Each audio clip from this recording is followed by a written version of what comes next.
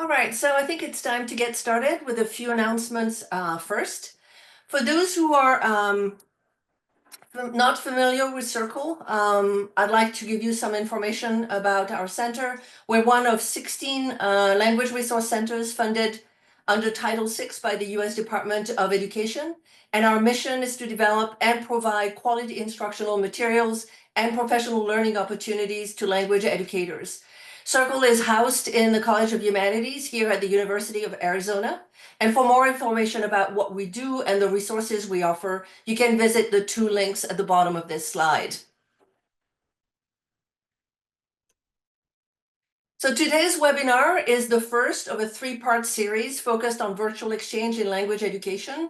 Please take note of the next two, which will be coming up in November and December. So the recordings of last fall's, spring, and summer's webinars are now available on our YouTube channel, and we thought you might want to know about this. Our fall lattice is coming up with Angelica Forst, who is leading a free in-person workshop on mindfulness practices for creating an inclusive classroom.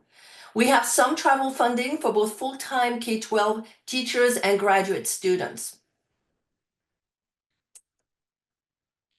The CFP for the 9th Conference on Globalizing the Community College Curricula is out, and the deadline to submit a proposal is October 28th.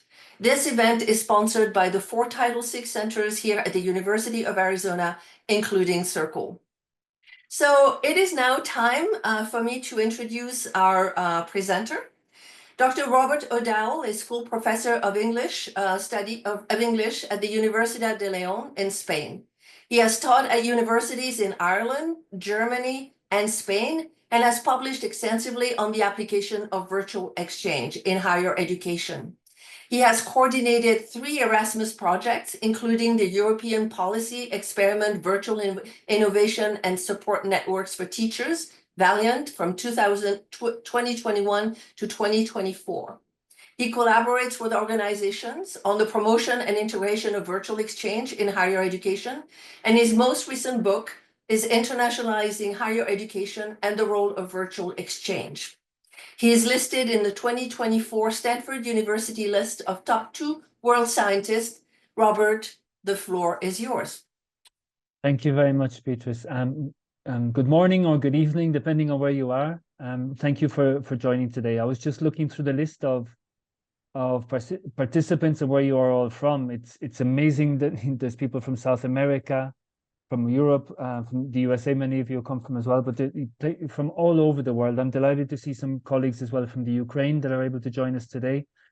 And I just wanted, if you don't mind, before I actually begin the presentation, I'd also like to ask you if you could put into the chat if you are teachers at university level or another, maybe pre-university level. Could you put into the chat briefly what level you're teaching at, what context, or maybe you're not teaching, maybe you're working in another professional area. Okay, I see most people seem to be at university level. Okay, very good. Some PhD students as well. That's great. Okay, wonderful. Okay, and a gymnasium, German higher education, high school, right? Okay. Okay, can I also ask maybe one more thing? Okay, how many people here have actually done a virtual exchange before in their teaching, as part of their classes? Maybe you could say yes or no, just to get an idea if you've actually done a virtual exchange before. Yes or no? Yeah, COIL, fine. COIL virtual exchange, it's fine. It seems to be 50-50 here from what I can see. Yeah. Okay, so we have some very experienced people here, some that have done teletandem, some that have done COIL. We're going to talk in a minute about all this terminology, right? But then many of you have not done it before, which is fine, okay? Right, very good, thank you.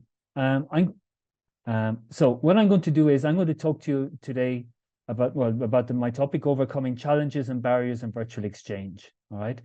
I'm going to begin by talking a little bit about some terminology, because there's a lot of terms. Even in the chat there, you'll have seen people mentioning COIL, e-tandem, but there's also terms such as virtual exchange, blended mobility, virtual mobility. And very quickly, I'd like just to make sure we're all on the same page about that, about what that refers to, what the different terms refer to. I'm also going to talk also quite briefly about, shall we say, the good side of this, right? What students and also what teachers learn from virtual exchange, okay? What do they learn from the experience? What the research tells us are the good outcomes of this, okay? But I want to actually spend most of my time with you guys today focusing on the challenges, okay? About new types of virtual exchange that are emerging, new focus specifically within foreign language education, and the new opportunities, but also the problems and the challenges that these bring with them. Okay, so to be honest, I'm not going to be selling this too much to you today. Okay, I'm going to treat this in a very realistic way, and I'm going to be honest with you, but I'm going to tell you why this is also what I believe to be such a fascinating area of activity and such an interesting and potentially powerful tool for foreign language education. All right. Now, I assume that you don't want to listen to me nonstop for 90 minutes, and I certainly don't want to talk for 90 minutes. So from time to time, I'm going to be pausing to ask you guys questions, to ask your thoughts on maybe examples and on things that I'm showing you. Okay, so please stay tuned. All right, don't turn off completely, right? And you can answer in the chat, and I'm going to ask Beatrice then to give me some feedback on what you're saying, because it's very difficult, as you probably know, to follow the chat and to have your presentation going at the same time. Okay, now, so first of all, a quick review of definitions. Okay, what do you guys know about this? What is the difference between, for example, virtual exchange and virtual mobility? Is there any difference between them? Are they synonyms? What do you guys think? And what do you understand by the term blended mobility? And have you ever heard before of a BIP? Okay, maybe you can just think about these things for a minute. What's the difference for you between virtual exchange and virtual mobility? And what do you understand by the term blended mobility? Well, first of all, virtual exchange, all right? This is what I would use as a definition of virtual exchange.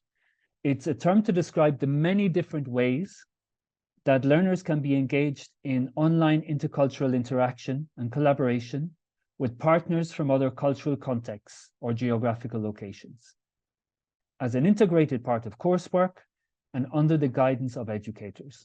Now, I bet you if I asked you before to give a definition of virtual exchange, you probably 99% of you would have said the first part, right? This is all about bringing our learners into contact on the internet with other classes of learners and with other people in other countries. Okay. But however, I always propose or urge people to consider that it should also be an integral part of your coursework. Okay, so that's recognized in your course syllabus, and it should be also under the guidance of educators. That means that you as teachers are helping your students and guiding them during their online interaction. Okay, so this is not simply sending your students to Facebook and asking them to chat with people on Facebook in another language. Okay, this is structured, this is organized, and this is facilitated and moderated by you and your partner teachers. Okay. There are a lot, like I said, this virtual exchange could be seen as like an umbrella term, and there are lots of different forms and applications of virtual exchange. In foreign language education, we talk an awful lot about telecollaboration. Okay, that's the term that was coined by Mark Warschauer and Julie Bells at the end of the 1990s. Okay. Also, you probably have come across e-tandem or teletandem. If our colleagues from Brazil, I'm sure, are working in teletandem or are familiar with teletandem, which is normally where you have a student of, for example, a student of Spanish in the United States working with a student of English in Spain, and they work together and they spend 20 minutes talking in Spanish, 20 minutes talking in English, and then they help each other and stuff like that. Okay, that's a very simplistic approach to it, but there you go. Another term, especially in the United States, but also gaining ground in Europe now as well, is COIL, okay, Collaborative Online International Learning. And that is, shall we say, more popular outside of the foreign language education, that term, okay? But what it is, what COIL is, what most forms of virtual exchange are, you have this basic structure, okay? You bring your students together from two different classes. You have an icebreaker stage where they get to know each other, they become familiar with the technology. Then you have a second stage where they're maybe reading the same text together and discussing them, or maybe carrying out the same survey in their two home towns and then comparing results, okay? And then the most challenging stage, they work together to produce something. That might be a presentation, that might be a poster, that might be a video. They work together to produce something together, okay? And then finally, you have a final stage where they reflect and there's debriefing, okay? So, I mean, in general, okay, this is what a typical virtual exchange, COIL, telecollaborative project will look like, okay? A lot of people, get very upset and spend an awful lot of energy worrying about the terminology. I think all of those terms are being used interchangeably, and I'm not particularly worried about it, okay? However, what we shouldn't do is confuse those terms, confuse virtual mobility with, we shouldn't confuse those terms, such as virtual exchange and telecollaboration, with the term virtual mobility, okay? Because virtual mobility is a different type of activity, okay? Basically, what virtual mobility involves is learners being enrolled as students in one higher educational institute and following a course online in another one. So, for example, what we saw, for example, during the COVID pandemic is that we had students that could not go on study abroad programs. They could not go and study for 6 months in another university. So what they did was they followed courses in their partner universities online. They did maybe exams online at the partner university, and then they were sent, the results were sent back to their home institution. That's an example of virtual mobility, okay? And during times such as COVID, this is very valuable. It was, a lot of universities, I think, reacted quickly, others maybe not so quickly. I don't know what your experience was of it, okay? However, the term virtual mobility since then has become very, very controversial, okay? Because, well, let me just show you, okay? This is just an example of, let me move my toolbar here a little bit. This is just one example. This is a position paper that was published by two organizations in Europe, the European Students' Union and the Erasmus Student Network. So two organizations that work to support students that engage in physical mobility and study abroad programs. And they are quite against this whole idea or the concept of virtual mobility, right? And let me show you why. Okay, if I can just get this to work again. They say that although quite popular in most policy documents, virtual mobility is an ambiguous and oxymoronic term. A mobility experience is by definition physical and not virtual.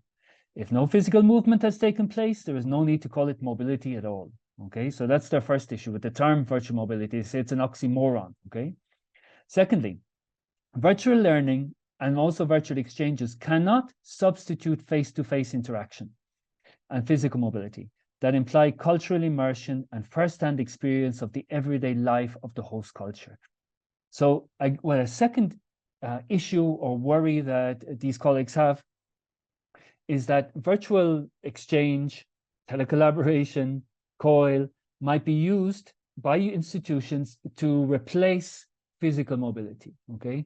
And that they're worried that, for example, when universities start counting, what percentage of your students have gone abroad or have had international experiences, we're going to start including those that have done virtual exchanges, for example. And they really insist. They say, when counting participants in international mobility, participants in virtual activities should not be counted as mobile students, okay, but as another category. You know what? I completely agree, okay? And I really think that most practitioners of virtual exchange, we do not see virtual exchange as something as like a competition for, you know, physical mobility programs, for study abroad programs. That is not the point, all right? I myself have benefited when I was a student 150 years ago now, you know, of studying abroad in Germany, studying abroad in France. And there is no way I would suggest that an online exchange program can come close to those 6 months and 9 months that I had in those countries. Having said that, you know, at the moment we have, when you talk about what percentage of students in your country go abroad, do you guys know what percentage of your students go abroad? I can tell you that in Europe, for example, I think it's about 13% of students go abroad, okay, during their studies. In the United States, I think it's quite a little lower than that. I'm not too sure. Beatrice, can anybody put into the chat what percentage of students go abroad in the United States or in their own countries? Do they happen to know? Maybe people are familiar with these statistics.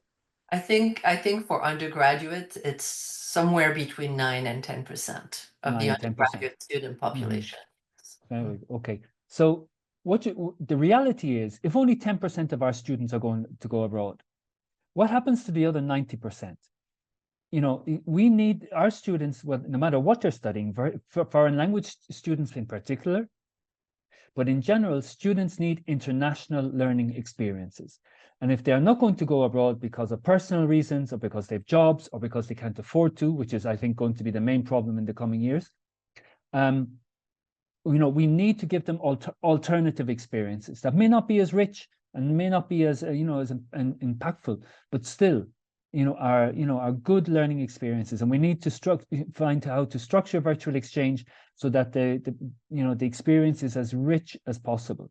Okay, so that's that. Now, very quickly, blended mobility. I think this is worth mentioning because many of you probably have not come across this before, because this again is quite a new concept, and especially again since COVID. Okay, blended mobility is defined as the strategic combination of physical mobility and structured online collaboration. In other words, getting students to have an online collaborative project or experience together, and then for a short period of time, maybe for 1 week or 2 weeks, traveling and spending time together, you know, physically. So blending virtual exchange and physical mobility.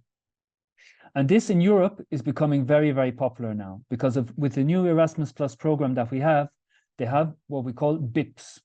And universities are really, you know, beginning to explore how this is going to work.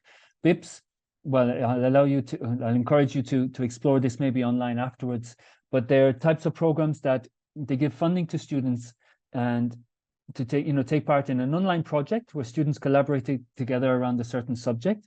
And then they go to one of the partner universities and spend between 5 and 30 days together. Okay, so for example, I'm running one at the moment, okay, with colleagues from different countries in Europe, and it's called Innovation in Foreign Language Teaching. So I'm working with students that are going to become foreign language teachers in the future, okay, high school foreign language teachers in the future. And how do we structure it? Well, first of all, we have an online phase where we invite colleagues to come and give guest lectures. Maybe you recognize Shannon Sourdough here. She's one of the guest lecturers we have. And our students from all these different countries can log on, follow the talk, and then engage with her and talk with their partners about the talk.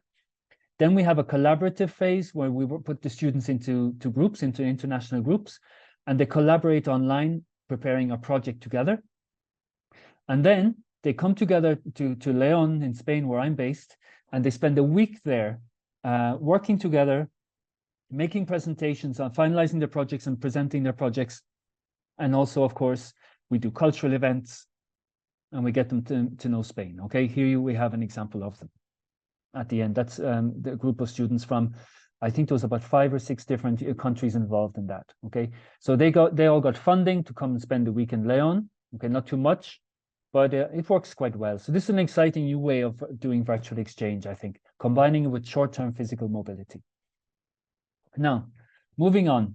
By the way, as I talk, you have comments, questions, please put them into the chat.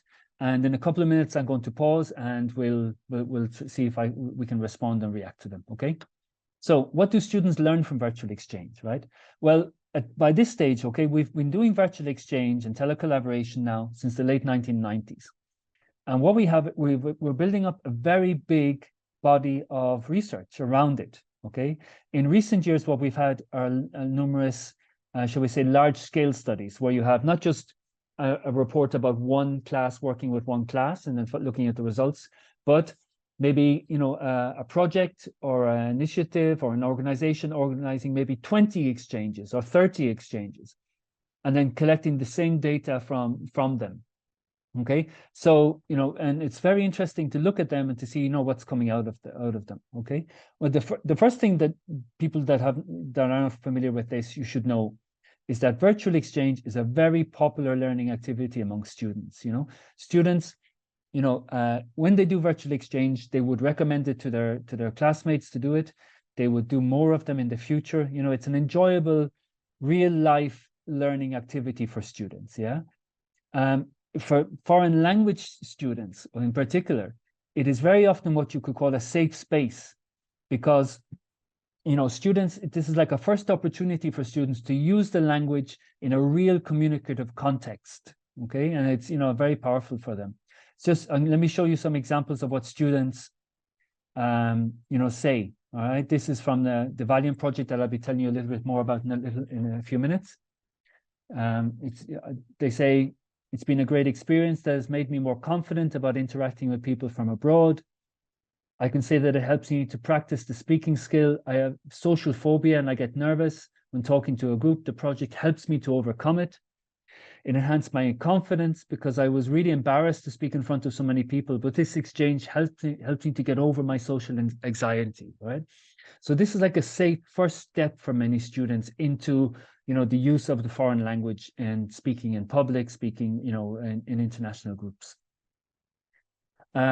Another important factor that we've come across, and I found this in one kind of a large-scale study that I did of my own exchanges over a number of years, is the different types of, shall we say, cultural learning that students gain from virtual exchange, right? So first of all, the type of information that students learn from virtual exchange is personalized, okay? They're not learning facts about immigration in Germany, about religion in the United States, about gender roles in Spain. What they are learning are personal perspectives by ordinary young people in most cases about that, you know?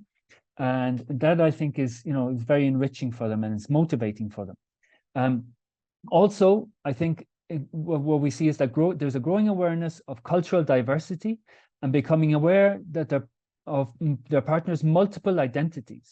Okay, if you spend enough time speaking to an American, it's very difficult to say all Americans are such and such a way, because you now know American that it not only is American, but they have their gender identity, their you know, different cultural identities, you know, different priorities in their lives, you know, so it's, once you get to know somebody on a personal level, you know, stereotyping becomes more difficult, you know. Look at this, one student said, I have drawn clear conclusions, and that is that you should not trust stereotypes that you have about countries that you do not know. I realize that what you think of a country can be very wrong. Yeah. So, you know, students come to these virtual exchanges with set images of what Germans are like, what Spanish are like, what Americans are like, and they leave saying, okay, I can't generalize anymore because I met two very different types of Spanish people in the exchange. You know what I mean? So, other different outcomes that come up that are worth noticing. Okay, there are many more, but I'm just trying to pick out for you today just a few interesting ones. Language development happens, but it is very often, what we find in the data is that it is very often linked to what we call pushing learners out of their comfort zone, right? Look at this one quotation. The student said, this virtual exchange enhances my communication skills. When we have a discussion about our project, I need to push my English communication skills to have a great discussion with my partners.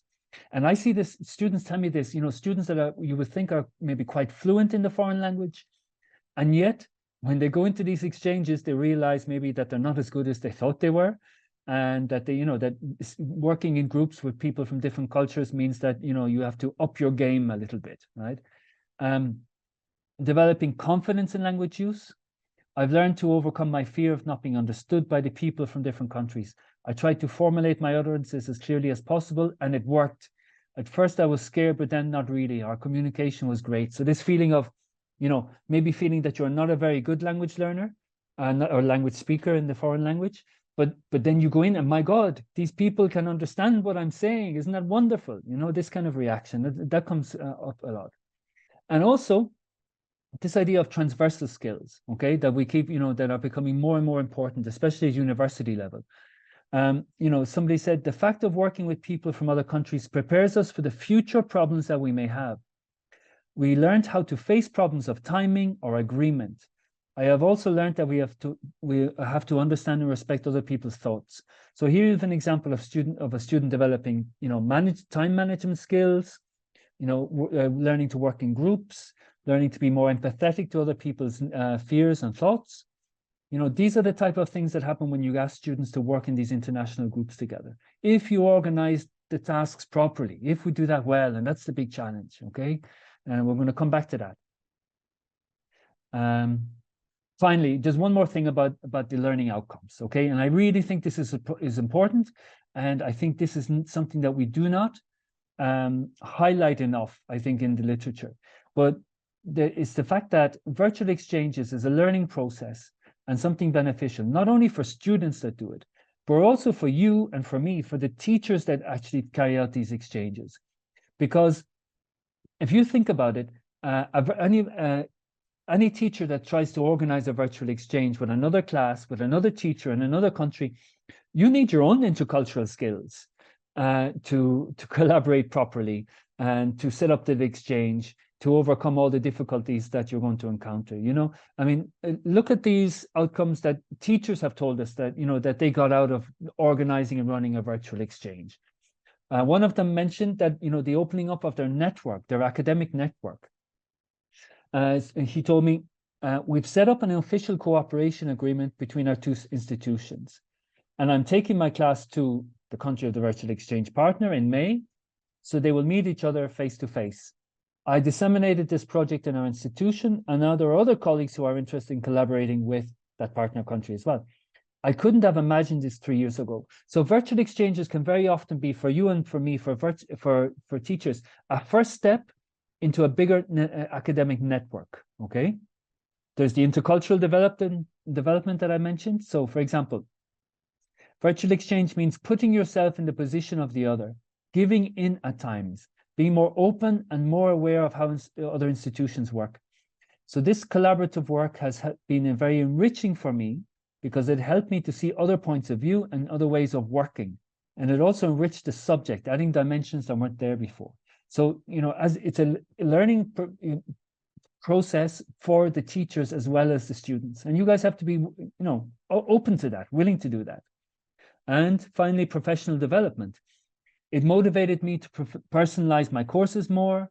As I saw that the students responded and participated so much with their partners, this pushed me to create more interactive activities.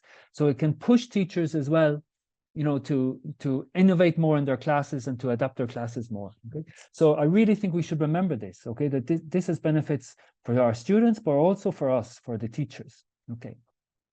So now, before I begin to run out of steam already, have you any questions or comments about what we've said so far? And yes, or if you have, sorry, Beatrice, yeah, please go ahead. Yeah, we do have questions. So I'm going to start with this one because we were just talking about intercultural competence. Someone, and the challenges that may come when people from different languages and cultural background come together. So this person is asking, are you addressing the cultural issues in virtual learning in a structured way? Definitely. We're going to talk about this in a couple of minutes. That, I mean, what I would say to that, first of all, is that these intercultural misunderstandings and challenges that come up, we don't see them as problems, right? We see them and we make our students understand them as learning opportunities, okay? There are critical incidents that we help make our students realize what foreign language communication and what intercultural communication actually means, okay? And in a few minutes, I'm going to show you some examples of when things go wrong, right? But I mean, I shouldn't even say the word wrong, okay? So when cultures, shall we say, clash, or when miscommunication happens, okay?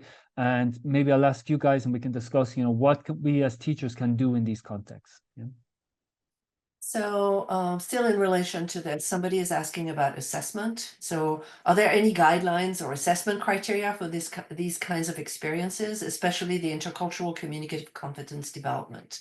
Yeah, there actually is. I didn't plan to look at the assessment today, but in that, I'm sharing with you, I think Kate has already shared with you actually an online document with a list of links about virtual exchange, and there is one section on assessment tools, okay? And so the person that is interested in that, they can have a look in that document and find a section on assessment. There are a number of tools that have been developed for assessing and evaluating intercultural learning outcomes in virtual exchange, okay? What you might do is you might look at them and go, but that isn't exactly what I'm looking for, but at least they might give you some kind of inspiration.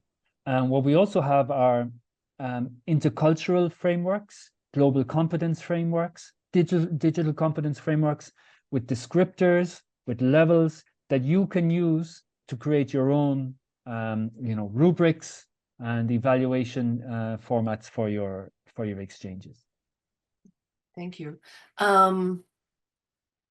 So someone is asking, and I'll come back, but I think you might touch on that later in your presentation. Somebody is asking, do you know any research on deaf people of different countries? This person is talking about starting a research about Brazilian and American deaf telecollaboration. There is one, shall we say, anecdotal story about virtual exchange being done with deaf people. And I hope we'll have time later on to actually look at it, because I would propose that it's an example of how not to do virtual exchange with deaf people. So my short answer is as far as I am not aware of any, shall we say, decent research, detailed research about this area. I think it's a wonderful idea. And I would love to, if this colleague actually does it, I'd love to read more about what they are doing and if they research it. And I think we have two questions, and maybe we'll stop there and then we'll move on. Exactly. Yeah. It's about negative experience. So first, someone is saying, do you think that virtual exchanges are beneficial to children and teens? Are there any precautions that should be taken with regards to these age groups? And somebody is asking, in the case of negative experiences, how do you respond to those? Okay. The issue of doing, first of all, I should say I've always done this, and my area of research has been virtual exchange in higher education. Okay. Having said that, not as much, but there is a growing body of research also about virtual exchange in primary and secondary high school education. There's plenty of examples that I could provide that colleague with. Yes, there obviously has to be more and more precautions about what is shared and how it is shared and things like that. But that's why it's so important, the role of the educator, the teacher as facilitator, okay, as moderator in these exchanges, okay. And so, it's a huge question. I won't go into any more detail. And the second question, Beatrice, could you repeat it again, please? Are there reports on negative experiences, and how are these negative experiences handled? I'm not too sure how I should understand the term negative experiences. I'm going to show you a couple of examples in a while of messages that might have been interpreted, or that could be interpreted quite negatively. And but again, and I hope this doesn't sound like a get out. This comes down to the teacher being on top of what is happening in the exchanges. For your students talking about what's happening in their interactions in class. Okay, you cannot be in every Zoom meeting that your students have. You cannot be CC'd in every email or Google Doc that they create. But if your students are doing regular check-ins with you by class presentations or by keeping a diary that they share with you, for example, you can spot very quickly when something negative or wrong happens. And that's where you and the other teacher step in and take steps to either talk it through or to identify if somebody's out of line, okay, and to stop that. Yeah. Right. Okay. So we have more questions, but I think we're going to go on now. But I will raise these questions. I will ask these questions when we stop next. Good. Okay, thank you. Great, that's fabulous. Okay. Now, I just want to talk to you because I know that I'm mostly speaking today to foreign language educators, right? I thought you might be interested in learning a little bit more or hearing a little bit more about this whole idea of virtual exchange for global citizenship, okay? Which is kind of like, shall we say, an emerging approach to virtual exchange that, that is quite interesting. In order to understand that, right, first of all, we have to be clear about the difference between what we mean between global competence and global citizenship, right? Now, I won't ask you to write into the chat because it will take too long, but take a second to read these two definitions of global competence and global citizenship and think about what is the difference here? What is the difference between competence and citizenship? At the moment, we see in the literature a lot of talk about global citizenship, intercultural citizenship, okay? And the question is how these differ from global competence and intercultural competence.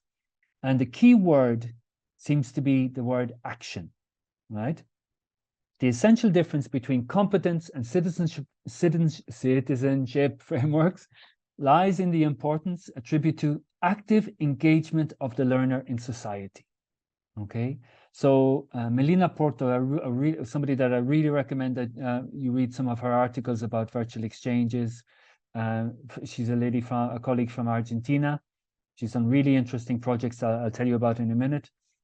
She says intercultural citizenship integrates the pillar of intercultural community of competence, okay, which we all know this whole model from Michael Byram, okay, from foreign language education, with the emphasis on civic action in the community from citizenship education, okay? So what we're talking about is getting students not only to be interculturally competent, but to put those skills to use in their in a global society by using their foreign language skills in their local society, okay? So that's the difference. Now, what's beginning to happen is that we're beginning to find lots of examples of virtual exchanges that are taking up this differentiation and are trying to apply citizenship education in virtual exchange, okay? An example of a framework, okay, we were talking earlier about frameworks for assessment. In Europe, the Council of Europe is promoting the reference framework of competences for democratic culture, okay, which is an example of a citizenship framework that takes into account foreign language skills as well. It's really, I think it's a very good framework, well worth looking up online if you're not familiar with it. But let's have a look at a couple of virtual exchanges about that. Okay, now here's Melina Porto again, okay? And this is a wonderful project that she did between students in England and students in Argentina. Now, those of you that are as old as me will know that England and Argentina share a sad part of history, which is what in Spanish is called the Malvinas conflict, and in English they refer to it as the Falklands conflict, which are these islands just off the coast of Argentina, and there was a war between the two countries in, when was it, the early 1980s, I think. I hope I'm probably insulting people now by not knowing the exact dates, but I think it's the early 1980s. Anyway, what she has done, right, is what she did was bring students from those two countries together to, well, first of all, to discuss their attitudes and what they knew about the conflict, okay, and to compare what they know about the conflict already. But then what she did was she got the students from both countries to go out and interview war veterans, soldiers that had been in the war, and they recorded their videos and they shared those videos online. So you had the British students seeing the Argentinian war veterans telling their experiences and vice versa. And then the students got together, they developed lessons, okay, informative lessons about the war that they taught then in their local communities. and they raised awareness about the experience of the veterans. I think it's a lovely example of a virtual exchange going beyond the classroom, okay? It's not just students talking to each other, reading about something, and then that's it, okay? They took their information, they engaged with people out in their local communities, shared that information online together, okay? And another example from her is this lovely one between Denmark and Argentina, but for primary school learners. This is for young learners, okay? And it was all about ecological citizenship, where you had students collecting information about what they call green crimes, okay, about you know, how their schools weren't ecologically friendly. They drew and recorded, you know, information about this, and they shared that with each other. They carried out a trash analysis in their different schools and compared what they found in the trash and the waste bins together.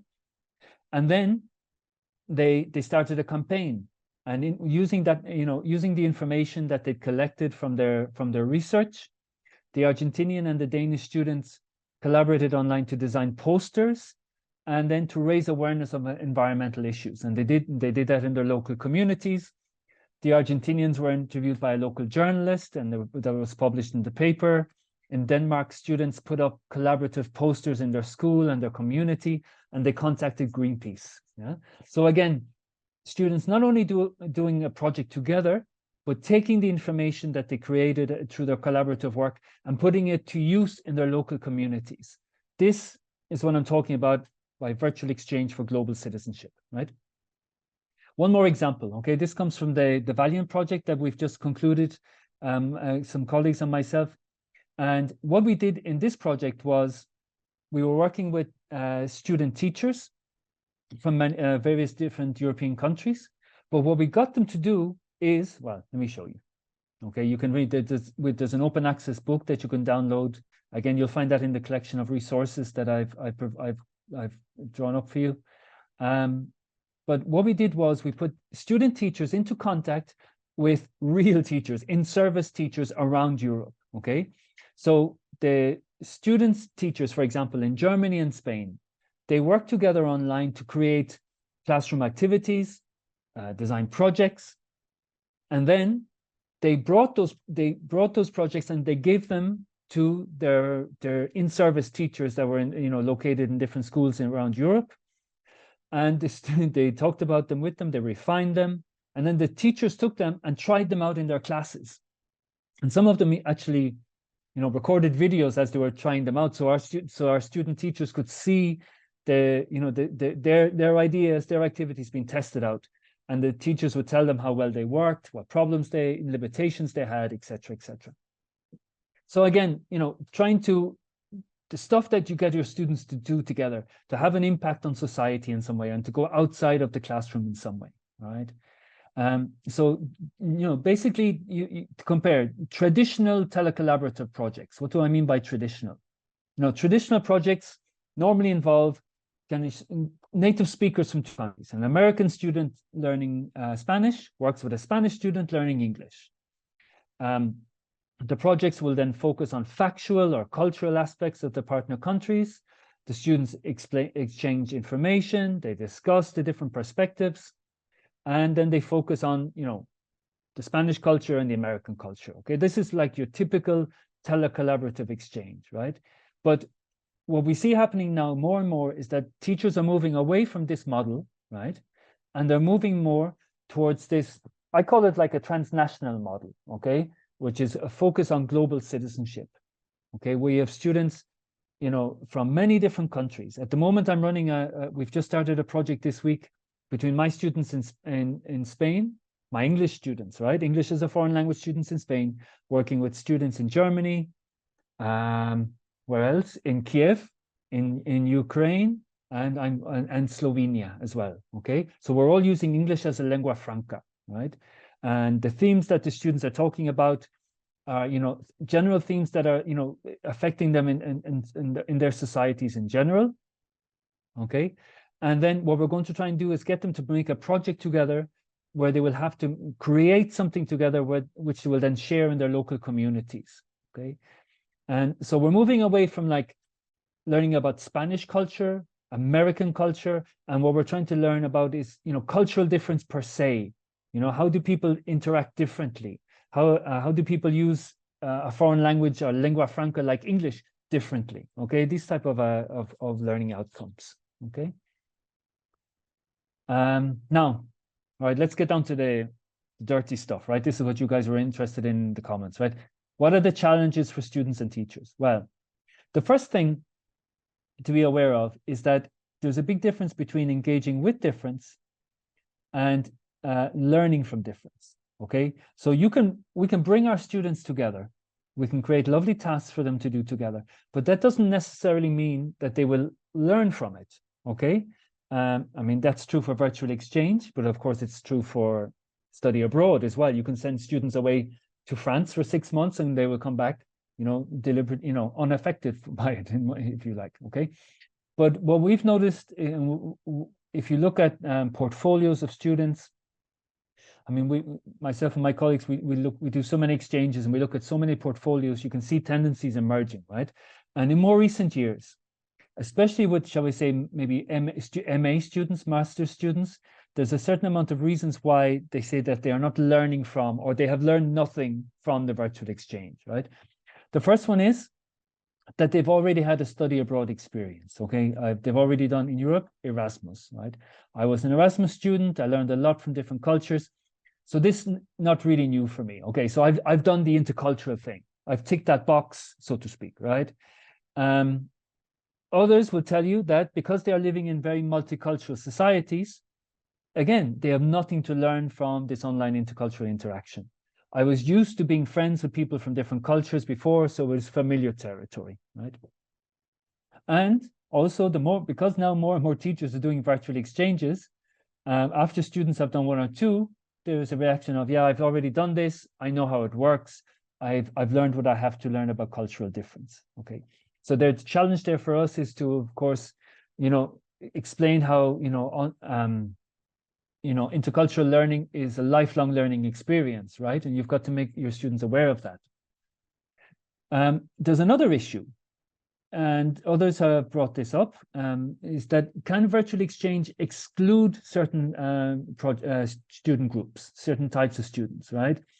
In a piece that I wrote with Josh Beelan a couple of years ago, we said that, you know, virtual exchange is very much based on the principles of collaborative learning. Now, not every student, as we know, are comfortable with or are interested in of learning collaboratively. Okay, so they may reject virtual exchange for that. And there's the other issue of foreign language proficiency. Some students may simply feel overwhelmed by the challenge of being put into Zoom rooms with people from other countries and being asked to speak in the foreign language. Okay, look at this example, right? This is an example that I got from a girl that did a virtual exchange from my class in Spain with partners in Finland, Holland, and Poland, right? And she said, during this meeting, I had some trouble communicating as I am not used to speaking English, but I tried to do my best. However, when I saw the excellent level of English that the other students had, I felt insecure and didn't speak too much. I also had a lot of trouble understanding them as they spoke very fast and had very thick accents. So, you know, we have to be careful. If we can't just, what we tend to do with these projects very often is throw students into the deep end of the pool and say, okay, you'll learn by doing it, okay? And my experience says most do, okay? However, there are some that are going to have a bad experience from it. And we need to, again, be on top of things, see when this is happening and provide support for them. You know, provide more scaffolding for them before they go into their meetings, you know. I'm making sure, excuse me, I'm making sure that it isn't my colleagues in Tucson texting me here. That's okay. No. Okay, fine. Now, there's another issue here, okay? Another tendency that we see in the data when you look at students' learning outcomes and their portfolios, okay? I'm going to show you a couple of comments by Spanish students reflecting on what they have learned from their virtual exchange with American partners. Okay, have a look at them. I'm going to give my voice a break and I'll let you just read it. Now, if you're a teacher and these are your students, are you happy with these virtual, with these learning outcomes? Would you be happy that your students had come to these conclusions after writing and speaking to Americans for 6 weeks? My reaction is no, okay? And my reaction is that I was disappointed when I read these, those of you that know Bennett's model of intercultural development will have seen this before. This is, negation of difference, okay? This is, we all like going to the cinema, we all like doing sport, we all like Taylor Swift, therefore, deep down, we are all the same, okay? And when people say that, deep down, we are all the same, I suppose we are superficially. I mean, we all have two hands and stuff like that. But what we're doing is we're brushing aside the more important cultural differences. And what we've got to do is we've got to put our students into contexts, into tasks, and into communicative situations that will make them realize that there is another level of cultural difference. Okay, so if you're going to spend your virtual exchanges asking your students to do the following, for example, tell your partner about your favorite places to go out at nighttime, post an image to the forum that exemplifies to your partners an aspect of your daily routine. Okay, if they're going to, students all over the world, I imagine, or in most places, are going to be sending each other photos of them in the countryside or in a bar or having fun or whatever. If you limit the exchange to that kind of superficial level of exchange, then students will take superficial levels of understanding away from the project. So you've got to give them more challenging tasks that make them work together, okay? Allport's contact hypothesis, if maybe some of you are familiar with that, he says, we have to get people to do things together. That's when people learn, develop understandings of cultural difference. So ask them, to work together to create a document called The Impact of Immigration on Our Local Towns, okay? This will push them to work, to compare stories of people in their localities. Or work together with your international partners to design a video on sustainable practices on your campus, okay? The level of coordination, of collaboration necessary to make this type of video, whatever it is, they're going to see cultural difference coming out. They won't be able to dismiss it anymore, okay? So that's where one of our challenges is, okay? And this is a comment by one teacher that we interviewed. She said, producing something together is the most important part of the whole project. It's a hands-on activity, and they have to generate something, and this is where they realize cultural differences, how people go about things and how they deal with it. And I thought she captures that idea lovely. Yeah, it's really nice. Okay, so what we need to do in our virtual exchanges is to give our students support in communicating their ideas effectively and interpreting the messages they receive from their international partners, okay? This is an example, a document that some colleagues and myself developed a few years ago to help teachers to do that. You can find that for free online as well. There's there's a link to that in the collection of resources that I'm providing to you today. Let's just take a look at a couple of examples of interaction in virtual exchange. And because, there's a tendency nowadays to call our students digital natives, okay? But digital natives means that students were born in the time of the internet. And digital natives can be very good at consuming online content. That doesn't mean that they are good online intercultural communicators, okay? These are skills that need to be developed. And just let me show you this, okay? This is an example of a German student writing to our partner in Ireland. And again, I'm going to pause for a second and let you guys read it, okay? Now, if you're the Irish student that opens up his email box one morning and sees that, how do you feel? Yeah, what is your reaction to it? Okay, this is a German student of English writing this, who you can see has very good English. She's an excellent student, but yet she has to take into account how to interact. You don't send a barrage of questions and not offer any information about yourself. maybe you don't ask so many questions in the first place, okay? Students need guidance in the videos that they make, in the blog posts that they make, in the emails that they write. They need help with these. And like I said, just because they are advanced learners of the foreign language doesn't make them good intercultural communicators. Okay. Another example. You all, I imagine, are familiar with, or many of you will be familiar with WhatsApp, the online, the phone-based communication system, right? Messaging system. And I imagine you're also familiar with the kiss emoji, okay? Now, you would think, or at least students tend to think, that emojis are the most international things in the world, that everybody knows what an emoji means, right? But even emojis are used in different ways in different cultures and in different countries, okay? And this happened once in an exchange between Sweden, my students in Spain, and students in Israel. And the three teachers, we had a WhatsApp group together. And one day, the teacher in Sweden texts me, right? And she says, one evening, a member of one of the Spanish class closed out an interaction with one of the Swedish students on WhatsApp with a kiss emoji. Suddenly, my student was stressed because she was faced with a difficult dilemma. Did she have to kiss her back? My student says she only sends kisses to close friends, but this was a group member and this WhatsApp chat was more professional. However, if she didn't send a kiss back, what other emoji could she send? So, so here we have, students working together using WhatsApp, and the Spanish student at the end of the message of their chat sends a kiss emoji. And the Swedish goes, what do I do? I don't know how to respond to this, okay?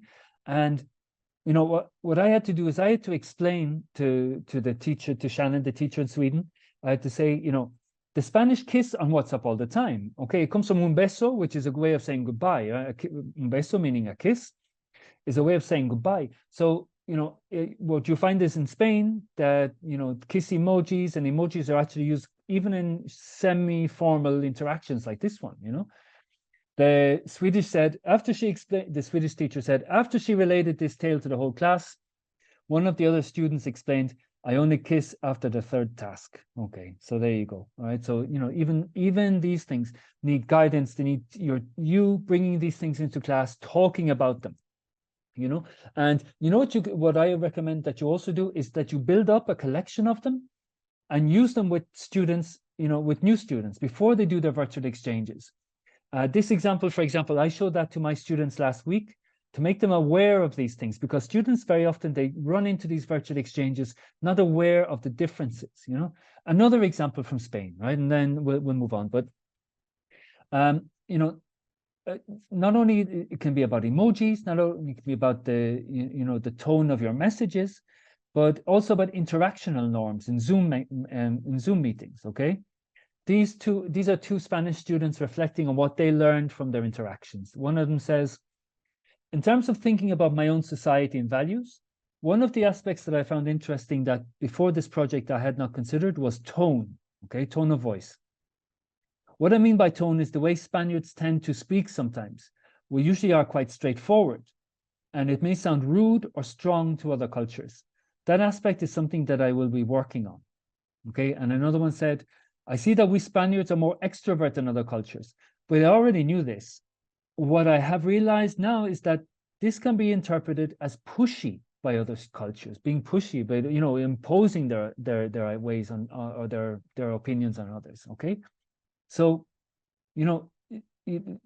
students need to be made aware of these things, and most importantly, they need time and opportunities after the virtual exchange to reflect on these things, to in their portfolios to write about it, in class with you to say, to talk about these things, about what went what went well, what went not so well, why people reacted angrily, or why people were uncomfortable, etc., etc. Okay.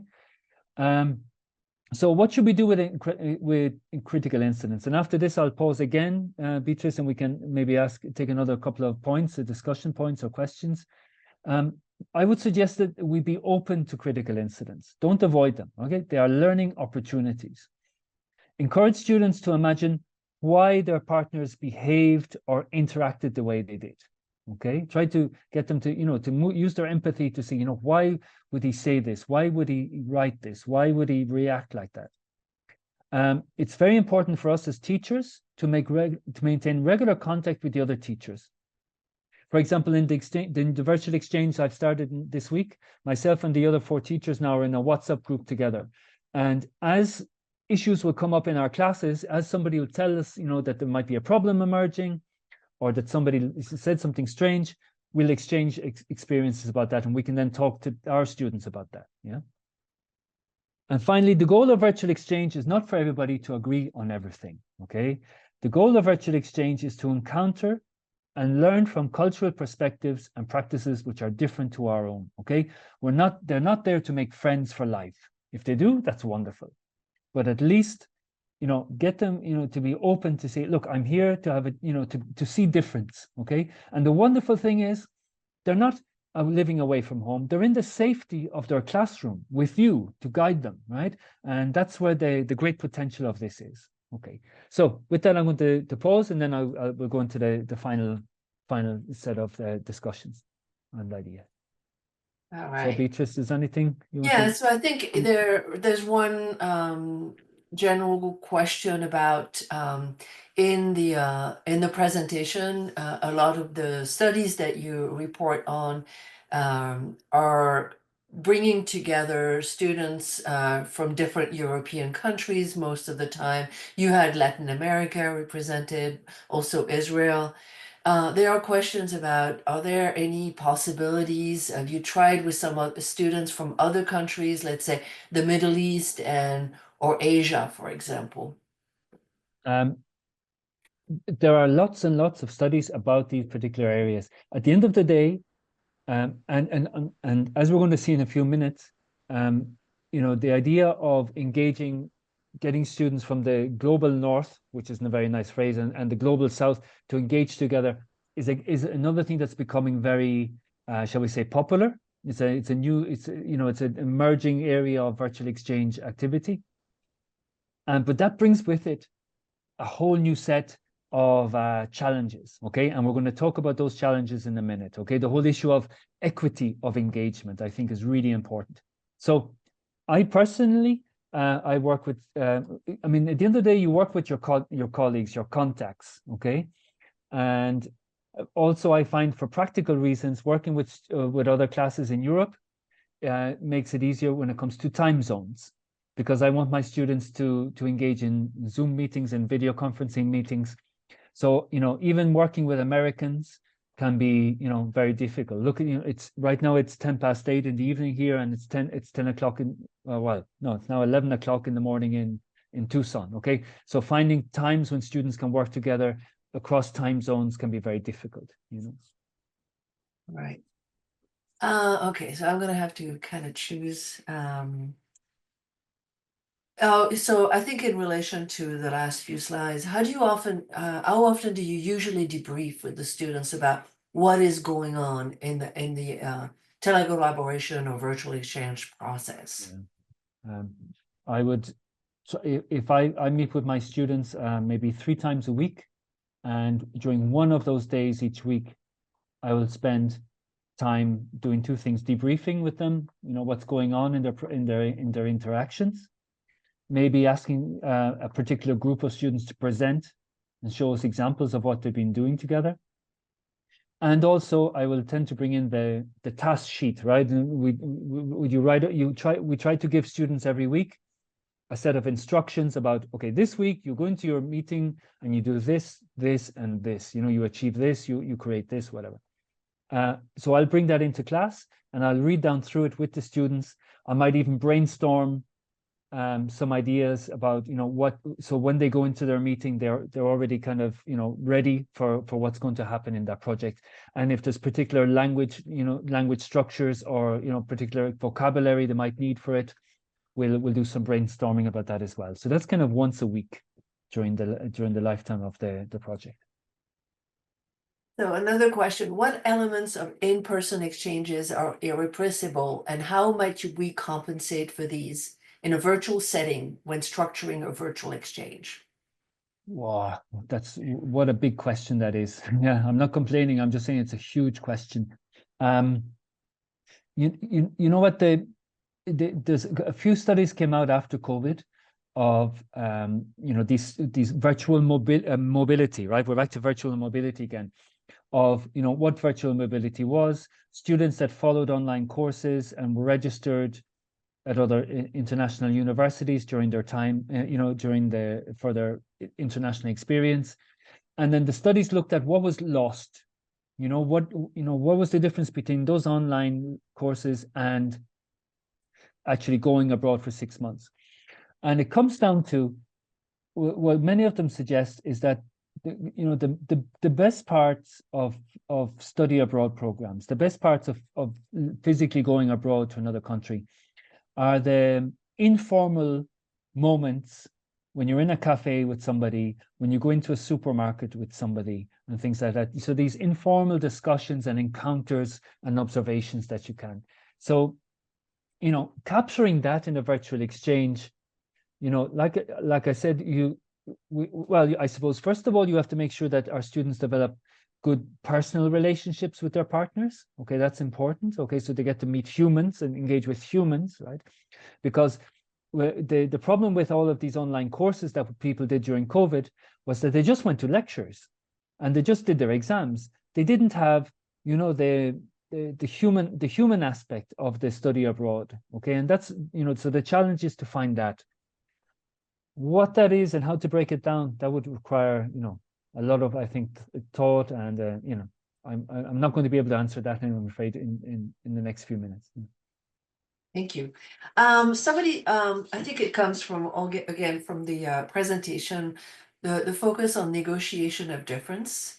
And this person says, don't you think negotiation of difference is a perspective and that it is developed out of our worldview, prior knowledge, experiences, and information? So why is it necessary that learners discern differences? I agree that students, that when they come to a virtual exchange, they don't all come at the same level, shall we say, of intercultural competence and intercultural openness. Okay, so I think, being realistic, what we can do as teachers is try to prime them to be open to exploring cultural difference. Okay, by showing them examples that raise awareness of cultural difference in action. Okay, raising their curiosity about it. Curiosity, I think, is, well, it's one of Byron's basic competence features, isn't it? But it's so important that students are open and interested in finding out difference. Okay, and then after that, there's only so much we can control. I don't know, from once my project begins, the intercultural experiences that my students are going to have. I don't know what's going to happen, because I don't, it's like, in that sense, it's like study abroad, because you don't know, when students go abroad, who they're going to meet, what encounters they're going to have, what experiences they're going to have. So, and so there's only so much that we as teachers can do before we give them, put them into that experience. Okay, is it okay, Beatrice, if I go on and just maybe finish off one or two things? Somebody mentioned there this idea of not only just interacting with, or that why are we only just Europeans talking together and things like that. And like I said, there's a lot of exchanges that are beginning to emerge now, very new types of partnerships, where you have students, shall we say, in Norway working with students in the sub-Saharan Africa. Okay, or students and there's also a whole new area emerging that I'm just beginning to research now, that I think is very interesting, but it's like a whole new ball game, which is the whole idea of engaging students in conflict zones in your virtual exchange. So, I mean, we have colleagues here today from Ukraine, and in the project that we're doing at the moment, we have students from Kiev participating in it. If we've got the whole issue of Israel and Palestine. There's are we going to engage with students that are in these countries? And if so, how is that going to affect the virtual exchange? All right, this is a whole new area that, you know, that we're only beginning to explore now, right? But the first issue I want to draw to your attention is the whole issue of equity, okay? This is a wonderful collective volume called, again, I have to move my, in the World, Developing Globally Engaged Teachers. It's a collection of chapters that came out a couple of years ago. And there's a very interesting chapter in it by authors Agreement et al. And they're not talking about virtual exchange, okay? They're talking about sending students abroad, but from the United States to work in, I believe, Africa, for example, to do time working in African countries. And what they say is that study abroad participants from the global north often initially reflect an attitude of coming to help instead of being more receptive to learning from their host communities, okay? There's this tendency very often among students from Europe, from the United States, when they engage with countries maybe from Africa or from other areas, that, you know, that they're teaching them something, that they're helping them in some way, okay? Instead of learning from each other, which is the whole point of these exchanges, yeah? Let's look at some examples, okay? And I'll try and give you examples of what I see happening, okay? So what I'm asking you is, you know, what issues or challenges to equity of engagement do you see here happening, okay? Here's the first one. International teams of Palestinian, okay, now this is now dated, right? As you can imagine, okay? This is a few years old now, this project. These are all real stories, by the way, real case studies. International teams of Palestinian and American engineering students work together to solve sustainability challenges and to develop green buildings for a Palestinian refugee camp, okay? So you have Palestinians and American students working together to develop, you know, ecologically viable buildings for a Palestinian refugee camp.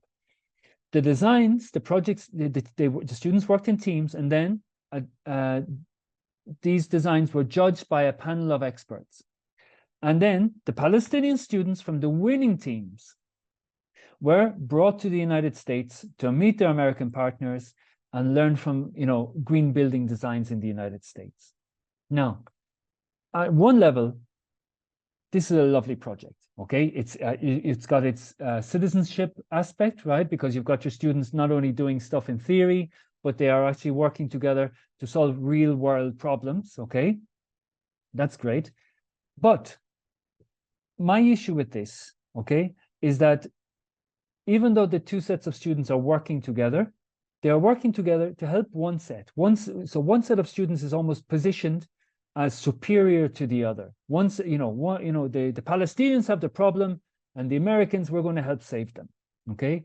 And the winning team, they get to come to the United States. Why is there not American students winning their trip to Palestine? Okay, so you know what I mean. This is what I mean by equity of engagement. That when you bring together two classes, that one is not positioned as somehow superior or saving the other, no, in some way. Okay, that's what I see as an issue in this design. Which, you know, like I said, I think is also a very good project at another level, right? Here's another, and this is the colleague who spoke about deaf children earlier on, right? Watch out for this. Here you have an American group of learners exchanging email with a group from Quebec in Canada, right? For over a year and a half, in order to carry out various learning projects.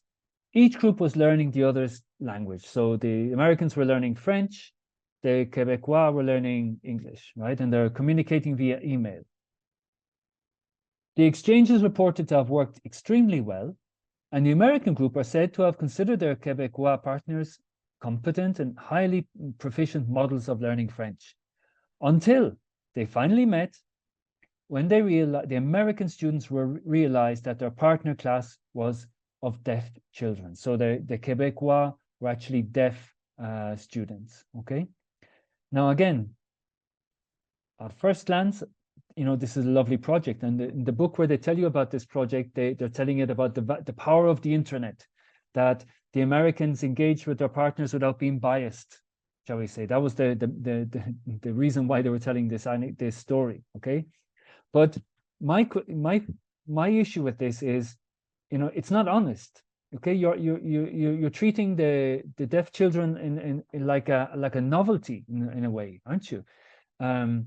And you know, so I don't think this is an appropriate way to go about an exchange. I believe in exchanges, you know, people's characteristics shouldn't be hidden. Okay, that's not the point of these. You're meant to engage with difference, not hide from difference and then learn about it at the end. Okay, that's my issue here. Okay, ideally, of course, we would be discussing these together. I appreciate, but in a webinar, I'm afraid we're not able to. Okay. Now, I'm going to let you guys read this one. Okay, this is maybe slightly controversial, but I think, you know, we're talking about the difficult things that come up in virtual exchanges. Take a minute and read this message with a student of mine from in León here in Spain, received from our partner in the United States. Now, I show you this not to, I'm not interested in, shall we say, the actual content of it, of what this person believes and what they're saying. Well, what worries me here mostly is the approach that they're taking, in the sense that they are explaining to the Spanish student the way life is, or the way life should be. There is no engagement here of, there's no attempt here to engage in an exchange of opinions. They do finish at the end, what are the beliefs in Spain? Okay, but look the way it is, look at the way it is phrased. The Bible says this, the Bible says that. Now, what does people in Spain think? Okay, so here again, we have an issue of equity, in that we have one partner imposing their way of seeing the world, which is the right way, the common sense way, on the other. And I see a lot of this. Okay, I see a lot of them, and I'm okay. This comes from America, but I see many students engaging in this approach. When they are sure about the way something is, they tend to lecture their partners about how the way life should be or is. Okay, and one more final example about equity. And this is a story that I was told by a Norwegian colleague about a year ago in a workshop we were doing about virtual exchange. And he told me that the Norwegian students, they were working with students in a country in sub-Saharan Africa, okay? And so the Norwegian students invest a lot of time making introductory videos for their partners in Africa and sharing them online. The videos are long, well-designed pieces of work. However, the Norwegian students are then frustrated when they still have not received any feedback from their African partners about 2 weeks after sending the videos, sharing the videos. And when this Norwegian teacher tried to find out what the issue was, he was told that the students in the African country did not have enough data on their phones to access and to download these videos, and that they were waiting for having their next, shall we say, reloading of data on their phones so that they could access the videos, okay? And this had never crossed their minds, of the Norwegians, that, you know, you wouldn't have instant access to sufficient online data in order to access the videos. This, you know, didn't cross people's minds. So, so challenges to equity in virtual exchange, okay? We've seen examples of the partner class and culture being portrayed as being in trouble and needing to be saved, okay? A little bit like the Palestinians there. The partner class and its culture is treated as a novelty or a curiosity in the example of the deaf students, the deaf Quebecois students. The partners are unaware of reality and need to be told another perspective. So the message that was coming from America. And maybe the tools employed in the virtual exchange are not accessible to all participants, okay? So these are all issues that can come up, that can challenge the equity. And the more we have exchanges between the global north and global south, and from countries that are in very, very different cultural contexts, not just within Europe, as somebody rightly pointed out, you know, we're going to see lots and lots of these kind of issues coming up. And another thing, okay, and then I'm going to stop, and Beatrice hopefully will have then 2 minutes at the end, or 3, just to maybe have some final comments and questions. This connected to this is this whole idea of virtual exchanges that are now involving classes in conflict zones, okay? I'm just beginning to investigate this, and I'm trying to find examples in the literature, and there are actually quite a few. Okay, what you have are two different types of. You can break it into two different types.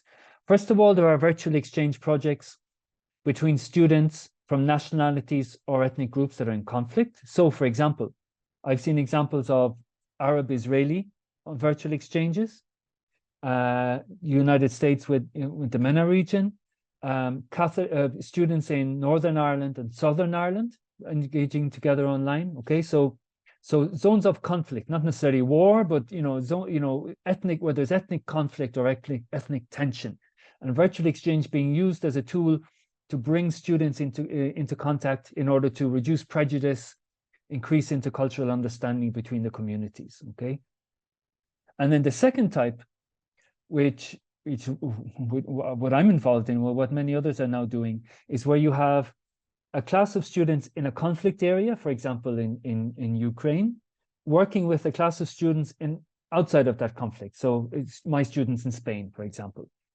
And if you think about it, there's a whole new range of questions that come up when we sit down to deal with these type of exchanges. These are the questions I think that we need to be considering. What are the potential benefits for students in and outside of these zones of conflict? Okay, is it beneficial for students in a conflict zone to engage in a virtual exchange? Okay, what do they get out of it, so to speak? How can we prepare our students for engaging with students that are in conflict zones? So my colleague Juliana in Kiev, she's very good in explaining to me and explaining to my students, what we should keep in mind, before our students actually engage with the students in Kiev. What we should be aware of, what topics we should bring up and what topics we shouldn't bring up, and things like that. And there's another maybe set of questions at a more of a meta level. What are the potential risks for our students? I'm talking now about issues of trauma. Okay, of my students in Spain are being brought into contact with students, and I say this now to those colleagues that are in areas of conflict that are connecting today. I say this with the maximum respect, but my students are being brought into contact with students in Kiev that might be traumatized, or may need to or want to talk about trauma, or they may need to talk about terrible things that have happened to them and to their families. How are my students going to react to that? How are my students going to learn from it? How are they going to deal with it? And how, so this can be very stressful as well for those outside of the conflict zone. And then, of course, there's the whole institutional thing. Who are our students allowed to contact with? Are certain countries out of bounds? If so, who decides that? You as a teacher, your students, or your institution? And are you going to get into trouble as a teacher? I can tell you I won't tell you, but I know of examples of teachers that have gotten into trouble for trying to do virtual exchanges with certain countries and certain universities. So this is like a whole new, what's the phrase, box of worms, yeah, that's going to open up. It's a fascinating one, and I think it's again, if we want virtual exchange to be a tool for good, this is something that we should be exploring more, I think, and working on more. Okay, and with that, okay, I propose to you some questions, but I think you guys have plenty of questions and plenty of comments.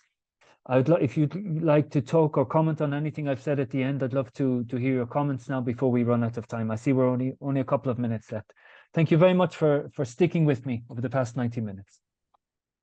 Yeah, so in terms of questions, not a question, a comment. Somebody was also adding to conflict zone or zone where tensions exist. Another one could be Serbia and Kosovo, for example. So having a virtual exchange between these two entities. I want to come back to some of the questions that I have left.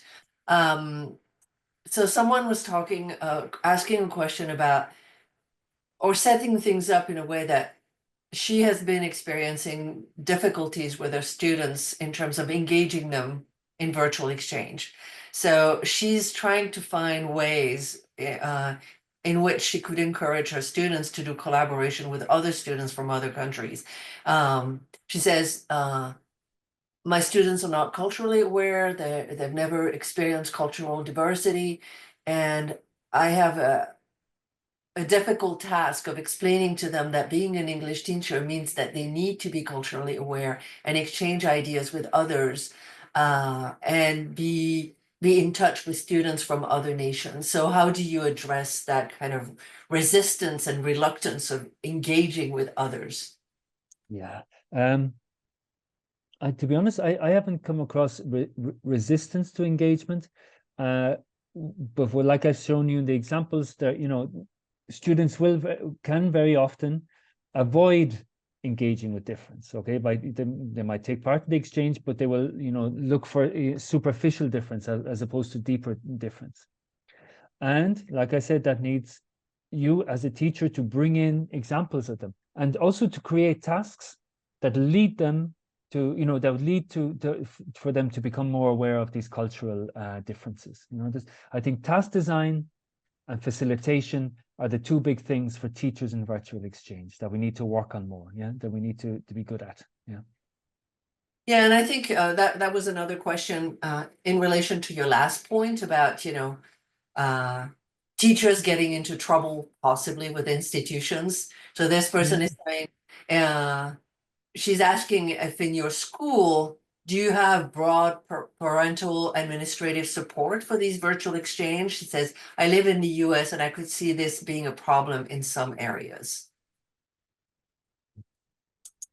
I as a university educator in Spain, I have zero contact with parents, so I cannot, I don't, that isn't an issue. What I do try to do is that if there's a particular student that chooses not to take part in a virtual exchange, then I have an alternative task prepared for them. Okay, if somebody refuses to take part, that rarely happens, but if it does, I have an alternative task which involves them going around their local town looking for foreigners and engaging with them and interviewing them, so that still doing the same thing to a certain extent.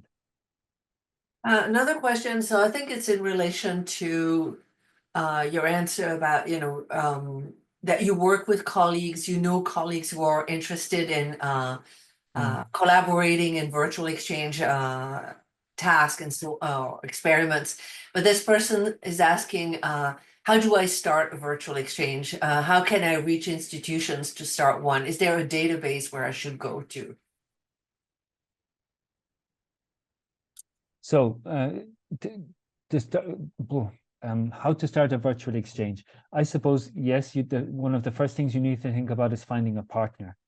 But very often partners can be found in your pre-existing academic networks.